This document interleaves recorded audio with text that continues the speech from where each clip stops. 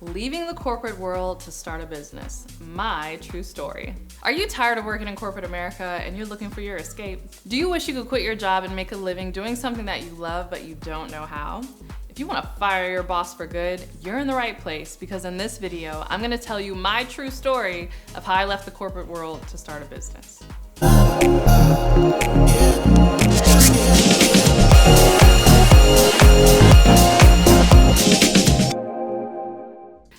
Hey, welcome back to my channel. If you're new to me, my name is CourtneyLSanders. I'm an online life and business coach as well as wife and mom. I wear all the hats and do all the things. And in today's video, I'm telling you my real life true story, including a near firing experience, yes, of how I escaped corporate America in order to start my own business, which I've been doing full-time for almost 6 years now as of this recording. That's really, really cool, yes. So I knew before I even graduated college that I wanted to be an entrepreneur, but I said, okay, I'm gonna get into corporate America, I'm going to make some money, I'm going to pay off these student loans and take some time, get my feet wet, grow my business on the side, and then hopefully get up out of there. And I'll tell you, it was a lot of different things. I've always been very creative.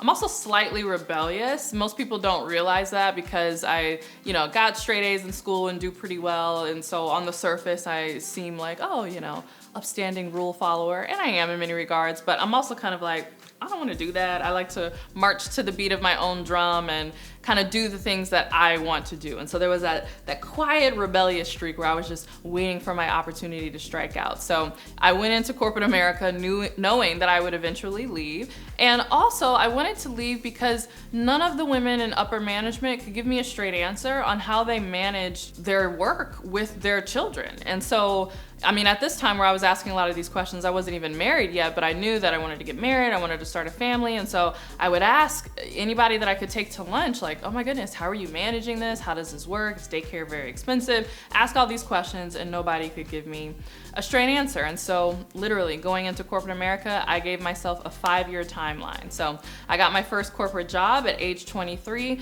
and I told myself that I wanted to be out by age 28. And so my first job and my only job out of college in corporate America was actually working in government finance and banking and asset sales. And I will say it was very interesting work. I'm still very much interested in finance, banking, economics. I love, reading about all of these, what the Fed is doing, and we're raising interest rates, and how is this going to affect the economy. Like, I geek out about that stuff. I love global, geopolitics, socioeconomic, all the things, because I feel like all of that is very tied to how the world works. And I feel like if you understand global finance, if you understand governments and geopolitics and banking and how all these things work, then you understand the power players, the elites and the things that be, and you understand how our societies are gonna be shaped and molded based on these things, and a lot of it has to do with money. So anyway, I digress. So I will say that my job was interesting and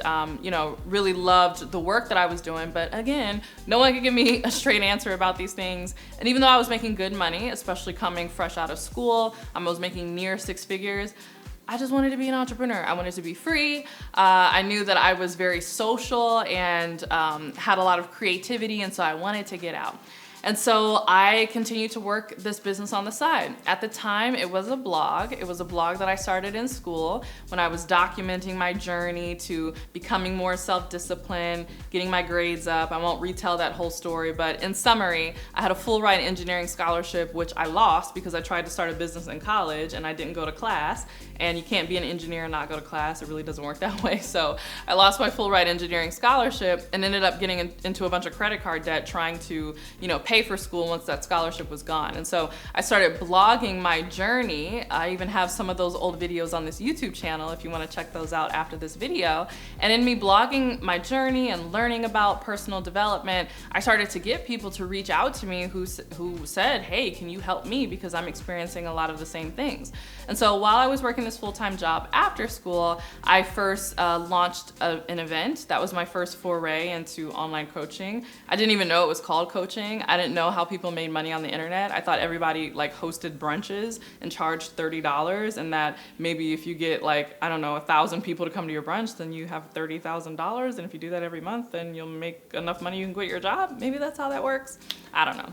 So I hosted my first brunch. It was actually in Dallas, Texas. And from there, a lot of the women who attended that brunch were asking questions about goal setting. And so that led to me creating a goal setting workbook, and from the goal setting workbook that spawned into more workshops. And then one day I was posting on my social media about which city should I come to next, because I had done a workshop in Dallas and I was doing another workshop in Atlanta, and this person was a military spouse, and she said, it doesn't really matter which city you go to next, I'm stationed in Guam, I'm not going to be able to come, so do you mind doing a workshop online? And this was like revolutionary to me. I didn't know that you could host workshops online, and so I said, yes, we'll do that after the Atlanta event.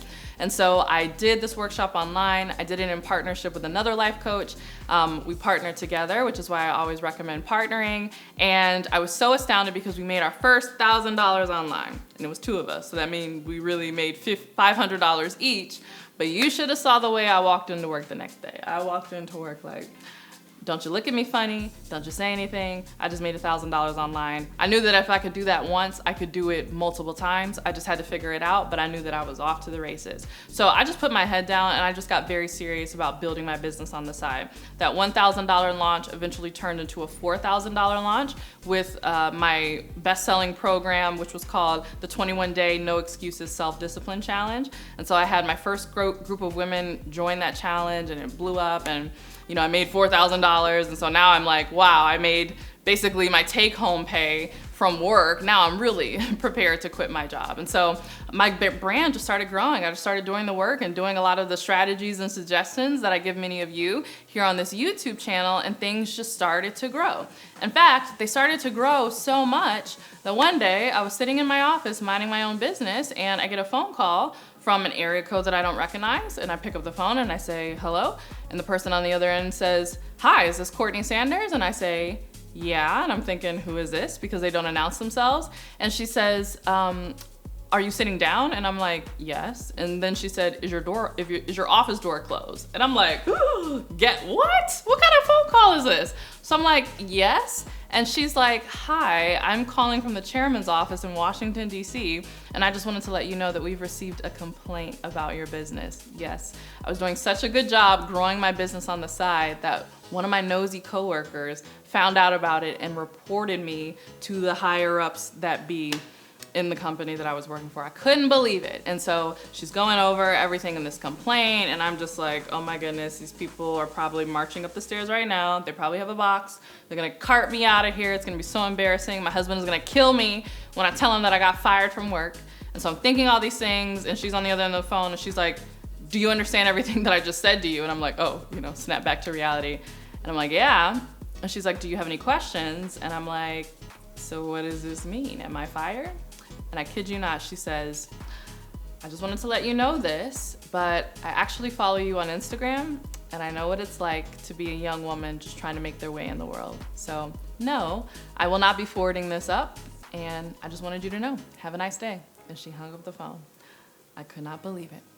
But at that point, I knew I had to get the heck up out of there, right? I was like, oh my goodness, these people are coming for me. They're trying to get me fired. So that was the point where I hired my first real business coach. It was my first multi-4-figure investment, and I felt like I was gonna, you know, hyperventilate. Had to put it on a credit card. I did, but I was like, what else am I gonna do? Because I gotta get out of here. And while I was making, you know, $1,000 here, $4,000 here, even at $8,000 every once in a while, I needed to get my income consistent, and I was having difficulty getting consistent clients. I was good at selling like small digital products and courses, but I was having a hard time getting like one-on-one coaching clients consistently. And so I paid for my first business coach. I'm still in touch with her today. She's amazing. And I could not believe it, but I did everything that she said. And that same month, I think I made $30,000. And then the month after that, I made like another $30,000 or $40,000. And when it was all said and done, I had made more in 2 months than I would have made for the rest of the year at my 9-to-5 job. So Labor Day 2016, I'll never forget, it was September 4th.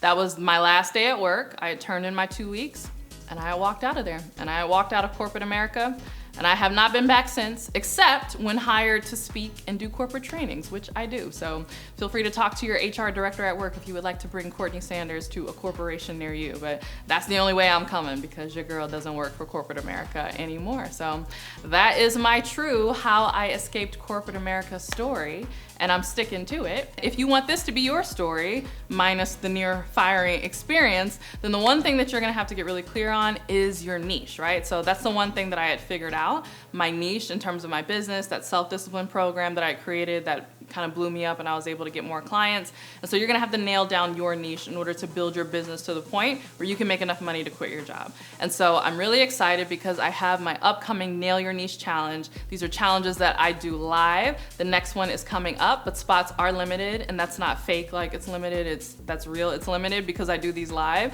And I host them on Zoom, and there's an option for some of you, if you want to work with me directly, you can come on the Zoom and ask questions. And so I keep it limited so that I'm able to actually answer the questions of the people who choose to join me. So if you click the link below, you'll see how many spots left we have for this session. If there's any spots left, I don't know. Click the link to find out, but if you see a spot, go ahead and register because you wanna lock that in before they close out, because once we hit 0, then that's it until the next time that we do it. So make sure you join me on the Nail Your Niche Challenge, which you can do by going to CourtneyLSanders.com/niche. All right, I hope you enjoyed this video and hearing my harrowing tale of how I escaped corporate America. If you like this video, don't forget to give it a thumbs up. Make sure that you subscribe. And if you can't wait until my next video, I understand. You can come to my podcast. We kick it over there as well. It's the Courtney Sanders Show on both iTunes and Spotify. And if you really can't wait until either of those things happen, then kick it with me every day on my Instagram. Come on over to Instagram, say hi, leave a comment on my latest post, and I will see you in the next video. Bye.